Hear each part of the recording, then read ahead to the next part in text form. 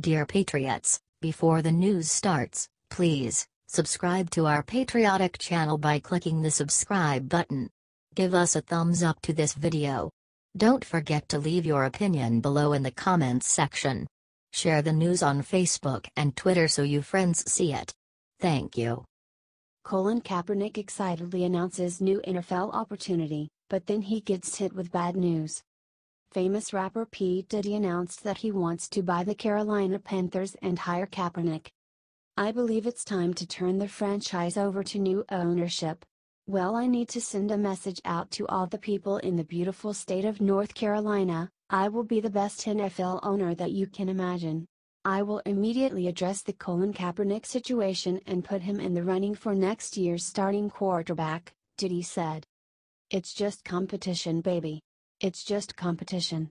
But also, I will have the best halftime show, the best selection of music, and we will win Super Bowl after Super Bowl, said Diddy. He then tweeted how this was especially exciting because he is black. There are no majority African American NFL owners. Let's make history, he tweeted. I want in. Tweeted Stephen Curry. Then Kaepernick got himself involved. I want in on the ownership group. Let's make it happen. Tweeted Kaepernick. Unfortunately, while Kaepernick might be excited to finally get a job, the chances of it happening are extremely low. For starters, it costs $2.3 billion to buy the team. This is far more than P. Diddy, Stephen Curry and Kaepernick's net worth combined. Second, P. Diddy is known for his wild exaggerations. In October he tweeted, I did have a dream to own an NFL team, but now my dream is to own our own league.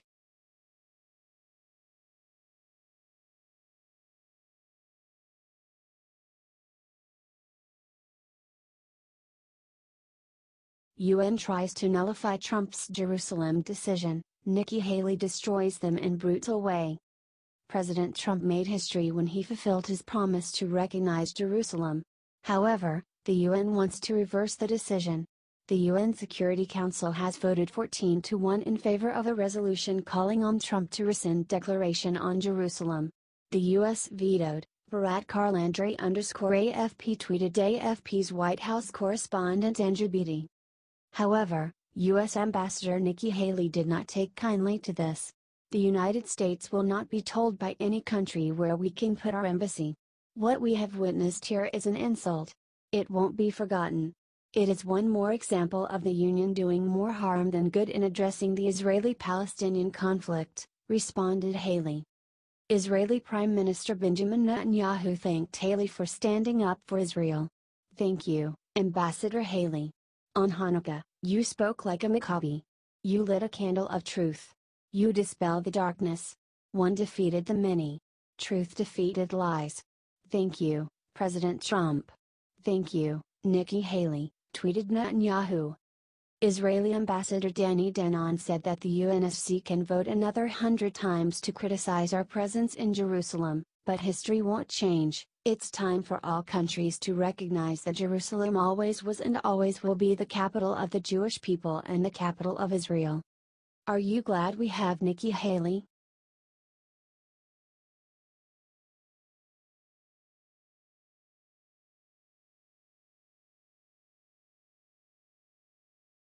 CNN's Hillary Rosen shames random citizen wearing a bacon outfit for being anti-Semitic.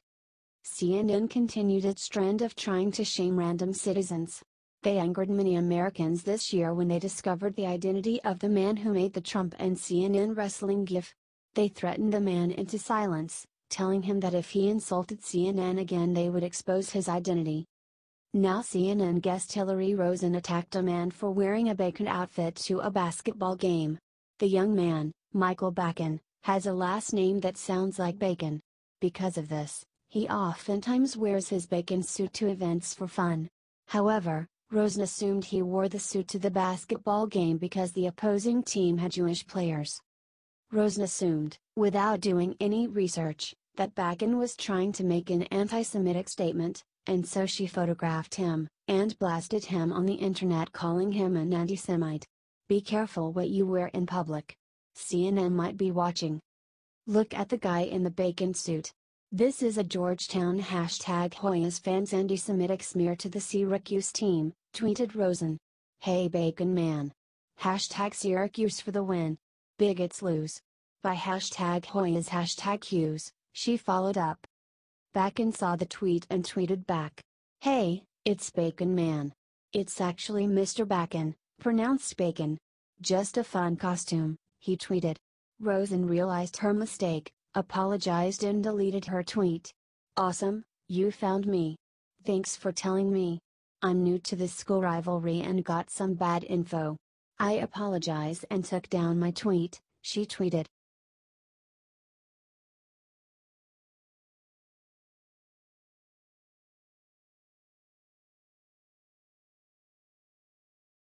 Patriotism is perverted. Sarah Silverman attacks Republicans in her show I Love You, America. Comedian Sarah Silverman stars in a show called I Love You, America. She claims to be a liberal reaching out and trying to get along with the other side. However, she says some insane things that suggest otherwise. Patriotism is perverted, she claimed during an interview with Vice News. We're not on the same page of what it means. To me, being patriotic is loving your country, being a citizen, having a voice, being e pluribus unum. How perverted is it to go from we are one to we are number one, which is such a childish idea, she said. It's childish to recognize that America is the greatest country on earth? The president is childish. He was stunned at around 8 years old, maybe something traumatic happened, but he stopped growing emotionally. And yet, he got all the way to the presidency. There are a lot of pathologies that are not healthy but can bring great success, if that's how you measure success. The deepest people look at the world with wide open eyes, which is childlike, not childish, she said. What happened to reaching out and understanding the other side? I have to think that oligarchs and billionaire wealth addicts aside, for the most part, we are more alike than we think. We're just getting our news from outlets that are telling us different types of stories, she said.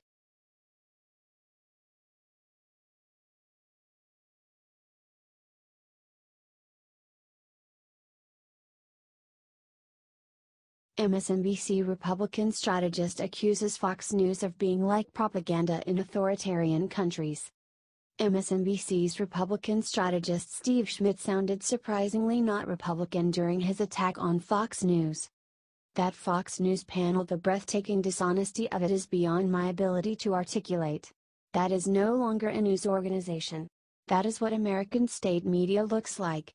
That is what White House controlled in the service of the president misinformation looks like, said Schmidt.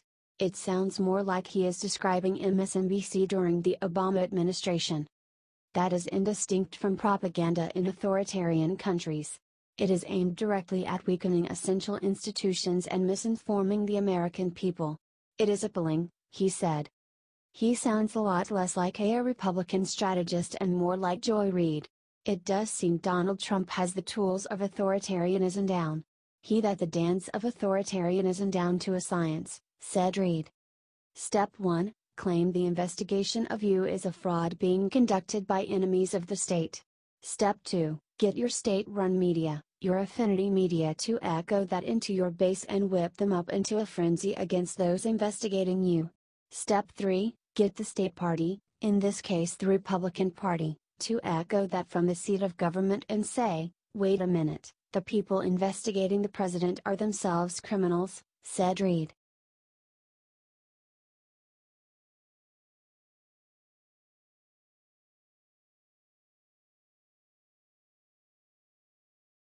New report exposes just how much Trump's tax cuts will grow economy, liberals are in denial.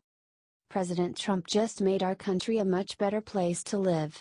CNN will be horrified. The Washington Square Journal released an article talking about just how much the tax cuts will help Americans. But maybe CNN will call it racist because 197 million white people will benefit and only 38 million black people will benefit. That's all the white people and all the black people in America. There were several surprises for investors when Republicans unveiled their final tax bill Friday, but the most significant is that they add up to a bigger boost to economic growth next year, writes the Wall Street Journal. The bigger stimulus could fundamentally change how the market behaves in 2018. Sales and profits will be stronger than most investors expect. But with the unemployment rate low, wage pressures will mount faster, and inflation should pick up more. If the tax plan passes, as seems likely, it could lead the Federal Reserve to raise rates faster, putting the bond market at risk, says the Wall Street Journal. The tax plan was always expected to juice the economy, but the Senate version, which passed after the House approved its bill, had relatively modest short-term stimulus. While the stock market kept rising in anticipation of a cut, the bond market hardly budged, it says. The bill unveiled Friday front-loaded more than $200 billion in stimulus for next year. Economists had been penciling in a boost of about a third of a percentage point next year. Now that is looking way low, it says.